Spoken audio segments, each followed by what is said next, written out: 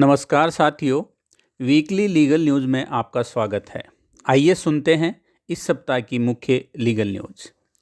वकील मुवक्किल विशेषाधिकार की रक्षा के उद्देश्य से एक महत्वपूर्ण फैसले में सुप्रीम कोर्ट ने जांच एजेंसियों को मुवक्किलों को सलाह देने के वास्ते वकीलों को मनमाने ढंग से तलब करने पर रोक लगाने के लिए कई निर्देश जारी किए और कहा कि जांच अधिकारी आपराधिक जांच में उन्हें तब तक नहीं बुला सकते जब तक कि पुलिस अधीक्षक की मंजूरी न हो।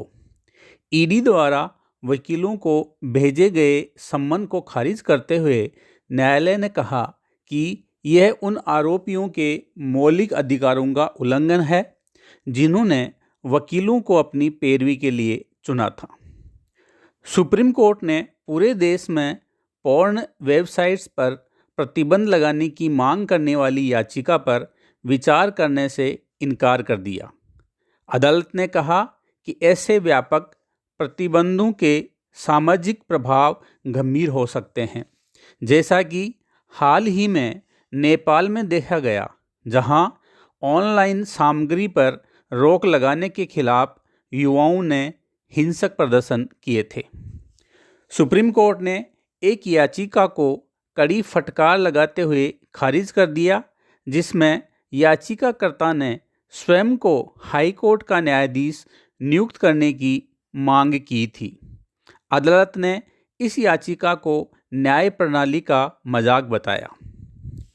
सुप्रीम कोर्ट ने जमीयत उलेमा ए हिंद की उस याचिका को खारिज कर दिया जिसमें उत्तर प्रदेश सरकार को मॉब लिंचिंग, भीड़ हिंसा के पीड़ितों को मुआवजा देने का निर्देश देने की मांग की गई थी। दिल्ली हाई कोर्ट ने एक महत्वपूर्ण अंतरिम निर्देश जारी करते हुए कहा कि पढ़ाई कर रहे छात्रों को केवल उपस्थिति कम होने के आधार पर परीक्षा में बैठने से नहीं रोका जा सकता। कोर्ट ने इसके साथ ही बार काउंसिल ऑफ इंडिया को निर्देश दिया है कि वह 3 वर्षीय और 5 वर्षीय LLB पाठ्यक्रमों के लिए अनिवार्य उपस्थिति के नियमों की व्यापक समीक्षा करे। हाई कोर्ट ने स्पष्ट किया कि कानूनी शिक्षा का दायरा क्लासरूम में दी जाने वाली शिक्षा से कहीं बड़ा और समग्र है। सुप्रीम कोर्ट ने मोटर दुर्घटना मुआवजे से जुड़े एक महत्वपूर्ण आदेश में एक मृतक राजमिस्त्री के परिवार को मिलने वाली मुआवजे को बढ़ा दिया है। कोर्ट ने यह माना कि एक कुशल श्रमिक की आय को केवल दस्तावेजी सबूत की कमी के कारण कम नहीं किया जा सकता। छत्तीसगढ़ हाई कोर्ट ने उन होर्डिंग्स को असंवैधानिक मानने से इनकार किया है जिनमें 8 गांवों में पादरियों और धर्मांतरित ईसाइयों के प्रवेश पर रोक लगाई गई थी। अदालत ने कहा कि ये होर्डिंग्स जबरन या लालच देकर किए जा रहे धर्मांतरण को रोकने के उद्देश्य से लगाए गए हैं और इन्हें संविधान का उल्लंघन नहीं कहा जा सकता।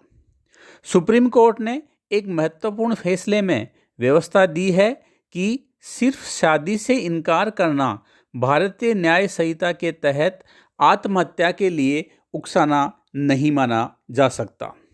आज के लिए इतना ही। फिर मिलते हैं वीकली लीगल न्यूज़ के साथ। धन्यवाद।